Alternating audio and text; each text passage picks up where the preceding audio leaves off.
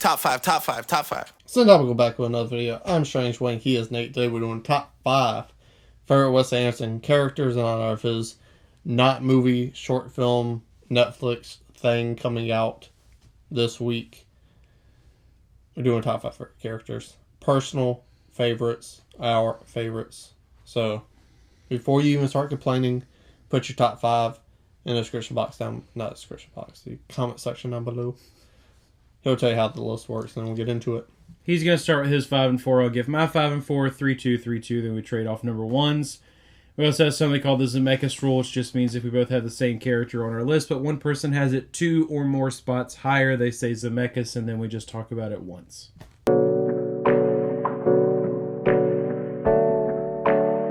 Number 5 for your boy is going to be from my least favorite Wes Anderson movie. And it's going to be Moses from the French Dispatch. He was my number 6. I really wanted to put him on here. Bro, he's such an interesting character. Yeah. Just the fucking growl. I don't know why, like, that excites me. It's like, fuck yeah, like, your little battle cry, you know? Like, yeah. I hate dogs, so for a character that like a dog, then I enjoy it. It's just weird.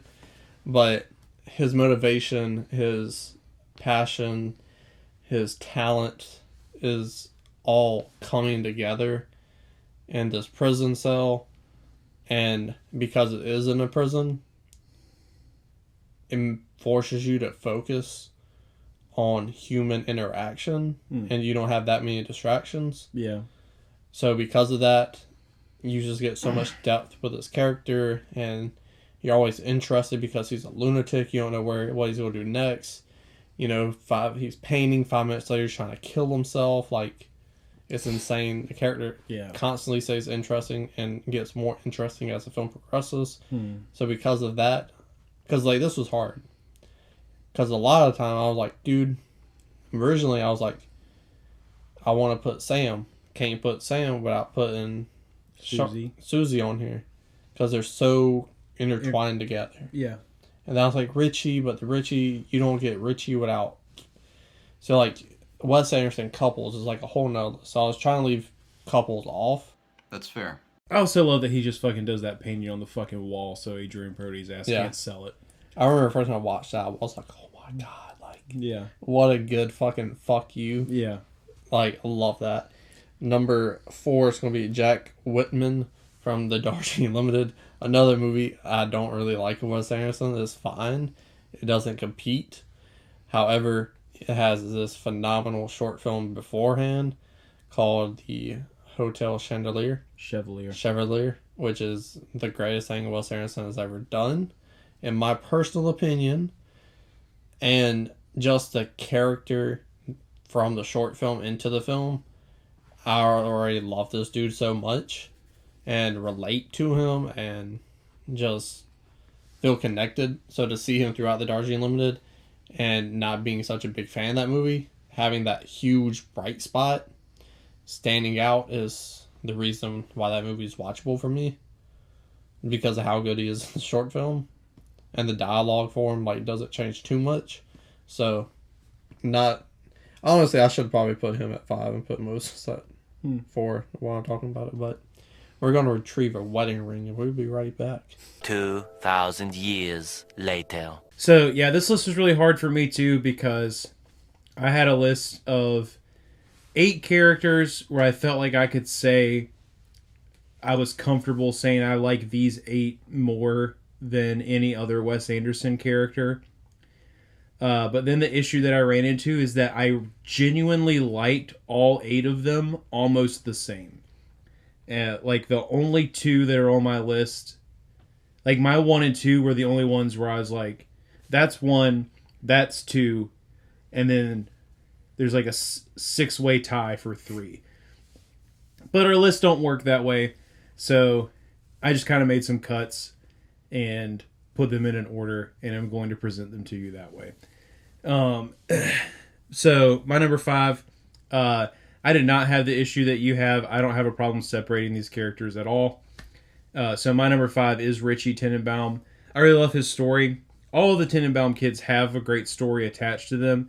I think one of the great things about that movie is that it does a really good job of giving every character a story without it feeling overcrowded.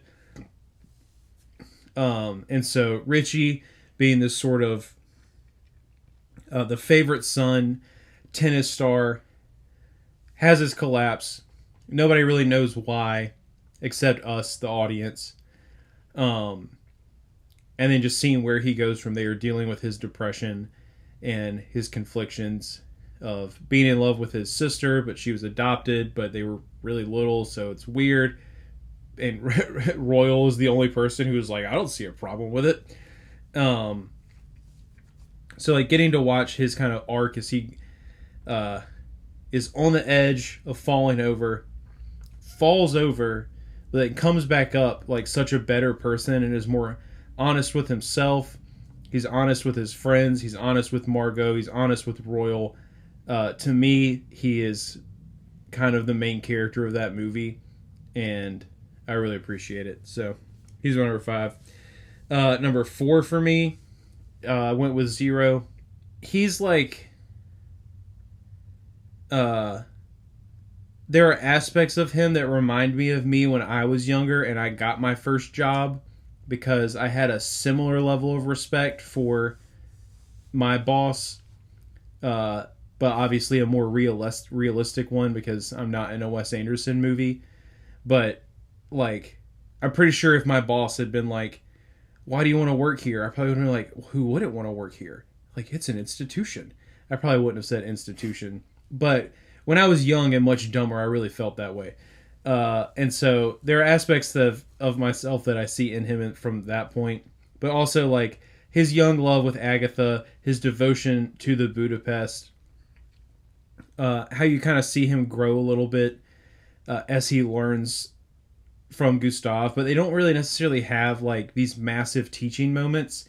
But if you watch the movie, Zero is literally... if he doesn't have to be looking at something else, he is looking at Gustav. And so he is just emulating him so many times throughout the movie. And I think it's just really endearing. And I love the way that he's written in that. So, my number 4. Another rule I have for this list, I forgot to say, I tried to make it one character per movie. I couldn't reuse the movie. So, all my characters are from different Wes Anderson movies. Which my number 3 is also from the Grand Budapest Hotel, is Dimitri. It's really hard for me personally to find a villain that I love to hate. Yeah. Not in a comedic sense, because like Shooter McGavin, Buford T. Justice, characters like that, I enjoy watching them because how stupid they are. Yeah. But Dimitri is such a fucking scumbag to me. Yeah.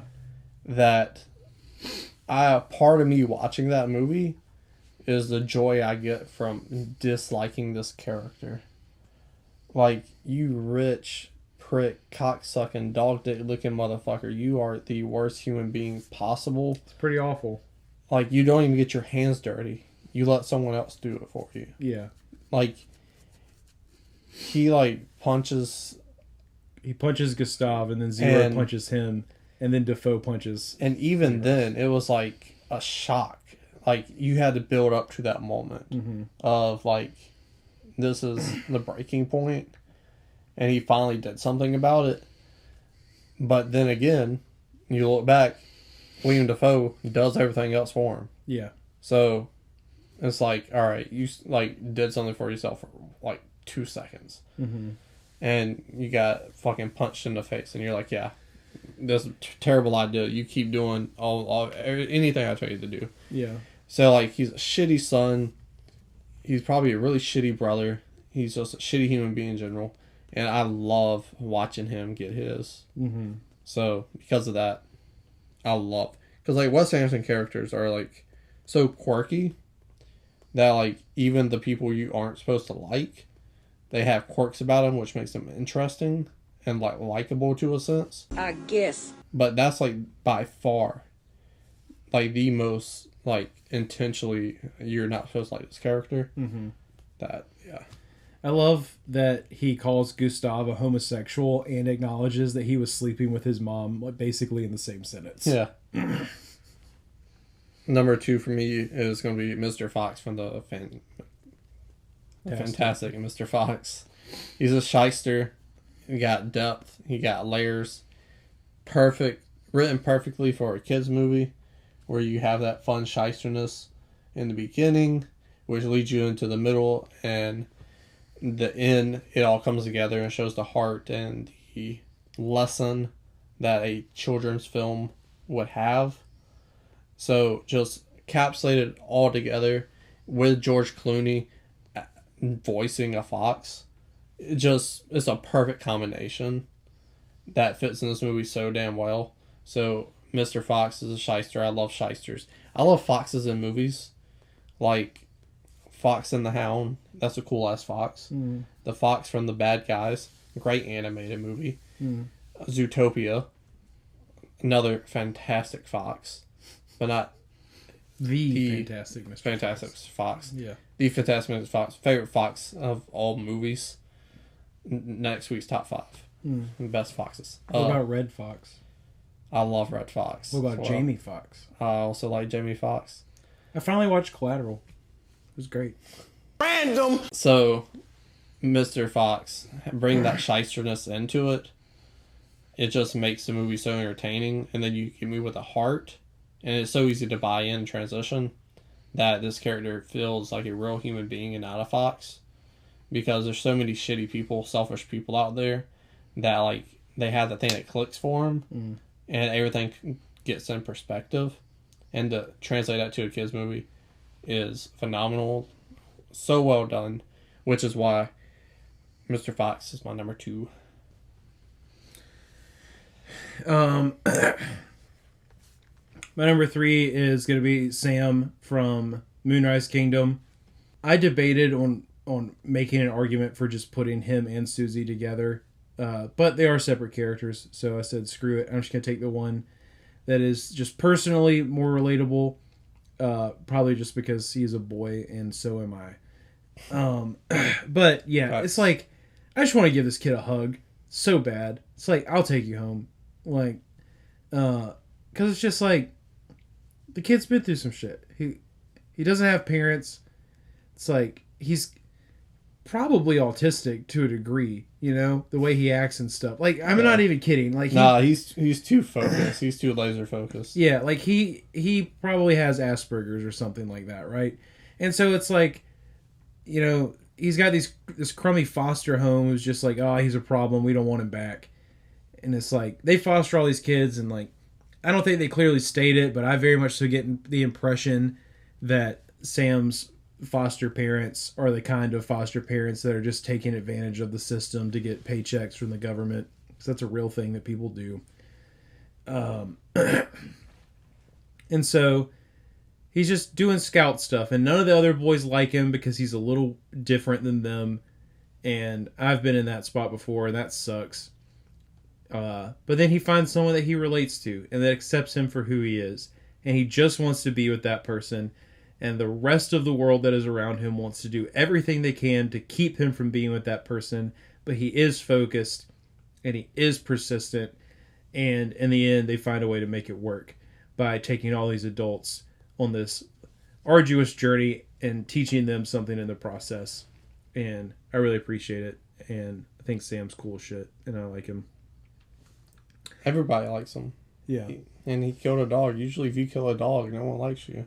Well, I mean, You can kill a dog and still be loved. I mean, it happened. It is what it is. Didn't Susie kill the dog, actually? Wait, no. One of the other boys kills the dog. You sure? I'm pretty sure. My number 2 is Gustav from the Grand Budapest Hotel. Again, I had about 8 characters. Gustav was always going to be my number 2, but I liked so many other ones the same that I didn't really have qualms about having people from the same movie on my list. But yeah, he's an incredibly fascinating guy. And to me, his character is written perfectly because I have so many questions about him and I will never get the answers to. But if I had we've talked about this before. It's one of the problems with Hollywood nowadays is everyone gets a backstory, whether it's its own movie or in the story itself. And what makes something good and likable is leaving the audience wanting more. And Gustav does that for me. How did he get in this position? Like, how did the Society of Cross Keys actually form? What is going, like, how close is he actually to all these other Monschulers and, you know, keepers of hotels? I can't remember the name of the word for that right now, but Concierges. thank you. How does he tie into all these other concierges and all this stuff? I don't know, and I want to know, and I love that I never will. How did he get this fascination for old ladies? Is he really just trying to get their inheritances? Is he really just that attracted to them? But undeniably, he's a classy dude with kind of a scummy-ish side to him. And I really appreciate that. But I also love the way that he takes Zero under his wing and how he stands up for him in certain situations. And Wes Anderson just has this really subtle way of like connecting characters without having this whole big scene explaining it, because they're literally like him and Zero are just talking, and Zero basically tells him, yeah, my entire family was killed, I'm a refugee. And from that point, they didn't make a big deal out of it. Like, Gustav doesn't really acknowledge it or ask him a bunch of questions about it. They don't dive deep into it. But from that point on, that's his dude.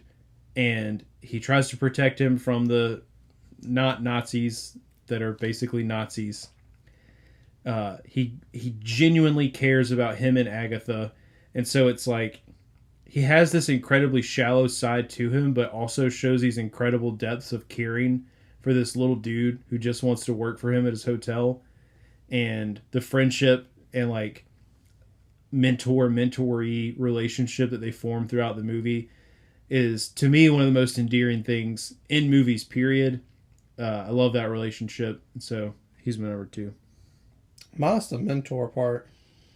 I thought you was talking about me there for a minute. A little scummy. Likes older women. The shoe fits. I wouldn't have said a little scummy if I was talking about you. Oh, hell. Gotcha, bitch! Number 1 for me is going to be Max Fisher. And it comes down to relatability. That I think is one of the best cases of a film showing a person who's ridden a bike all their life, symbolically, and they fell off the bike. And they don't know what to do. They don't know how to handle it. But you gotta get back up on that bike and keep riding. Mm-hmm.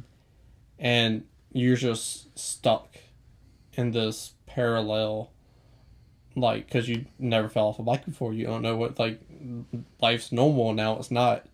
And to see that on film, and to see his journey to get back on the bike and then learn about himself and grow as a person, I just think that mixed with his character traits and everything just talks to me specifically as a person. It makes that character so interesting and enduring because I see myself a little bit. So that's why I love Max Fisher so much. Makes sense. My number 1, surprised it wasn't on your list at all, but it's Royal Tenenbaum. He's my favorite character that Wes Anderson has ever written, which is really interesting to me because normally... He's definitely the best. Normally, I'm just completely against when writers and or filmmakers try to get you to root for bad people. But Royal is just so freaking interesting. Because, I mean, this dude is like... It's kind of the same thing as Gustav. I have so many questions about Royal's past. Because at some point in time, he was obviously a very successful lawyer. To get where he got in society, to get his family into the position that he got them. But then you realize how manipulative and scummy he is, and then you're like, well, was he just manipulative and scummy his whole life? And that's how he got this far, and he finally got caught? Because they tell us pretty early on in the film that he ended up getting disbarred after Ben Stiller's his son sues him. But he also still raised 3 incredibly intelligent children. So I have a lot of questions about Royal, but he's just fun. He's just fun to watch. Anytime he is on screen, he steals the show. And he does get a character arc and like some legitimate development to the point to where he legitimately wants to make things right. But even before that, just like his elaborate plan of I'm sick, it like he actually is able to sell that for a while. And if it wasn't for him pissing Ben Stiller off enough, because before this, Ben Stiller, he's like, I really just don't want anything to do with Dad. And he would have got caught way sooner if Ben Stiller didn't hate him so much to the point that he just didn't want anything to do with him. But he finally ticks him off to the point where he's like, all right, enough. I'm looking into this. And he gets busted. And then, I guess, in a way, he's almost Max grown up because things in his life have gone so smoothly. And now all of a sudden he's losing his penthouse. Like, he's losing his family for good. And he has to find a way to fix it. And he makes the right choice by, instead of continuing to try to be manipulative, just finally deciding to become a good person. And I really dig it.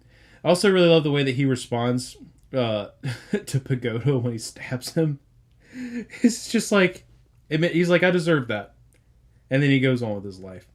That's what you gotta do, man. But like watching him like just genuinely spend time, like even though he's taking his grandkids out to do shit that like some of his stuff they shouldn't be doing, but like these kids have just had such this strict upbringing, and so like the one day of fun that they got to go have with Grandpa is incredibly endearing. So Royal's my number one. Yeah, I think he's definitely the best character all time.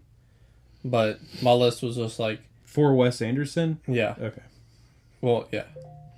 But 1 through 3 is just more well, I guess 1 through 4, because no one loves the hotel short film more than me. I'm pretty sure. That might be true. That no one loves the Hotel Chevalier more than you do. So, yeah, it was hard because I really want to put Gustav on there, but my rule, Yeah. one, because like I want to give it a variety. Sure. Because like honestly, I think his best characters is from Royal, Grand Budapest, and fuck, what's that movie your wife hates? Sam and Susie. Moonrise Kingdom. Moonrise? Yeah. Like those three are just like character work is off the charts. Yeah. So it was like so I just decided to go and just full blown personal. But Moses, like that's a movie I'm never going to talk about because I don't like that movie. But that Unfortunate. his bit in it is just so damn good that I want to show it some love. But show us some love, hit that like button, tell us your favorite Wes Anderson characters down in the comment section below, score give it a like button, share the video, and subscribe. It's not a game, it's a rich thing.